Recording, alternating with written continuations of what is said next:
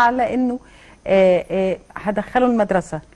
فاختياري هنا في المدرسه يعني يقول لك انا خايفه ده هياخد باي لغه إن كانت يعني اعمل ايه؟ هل فكره انه عند 4 سنين وجود اللغه مهم، تعليم اللغه؟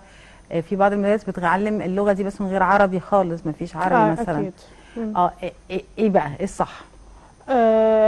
انا مش ببدا مع سن المدرسه. تمام. هبدا قبليها مثلا بسنه، مع سن هنقول مثلا اللي هو الرينج الطبيعي هيبقى 3 سنين. تمام. هبدا 3 سنين ده باللي هو المصطلحات، ادخل له انا مصطلحات زي ما قلت لحضرتك ان هو الالوان يسمع واحاول دايما ان الحاجه ما اقولها له لاول مره اعرفه اسمها لاول مره اعرفها له بالانجلش، ده اللي هيثبت. ايوه، فهيبقى اسهل معاه بعد كده. تمام.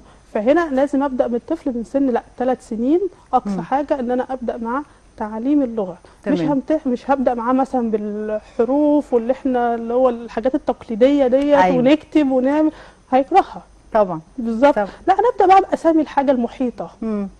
ابدا معاه مثلا باللي هي الردود بتاعت المحادثات، سوري، ثانك يو، الحاجات البسيطه دي. فهنا هيبدا يحبها ويبدا يتقبلها، وفي نفس الوقت هيبدا خلاص العقل عنده اتبرمج. فاجي بعد كده اديله منهج المدرسه، لا هيبقى متميز فيه.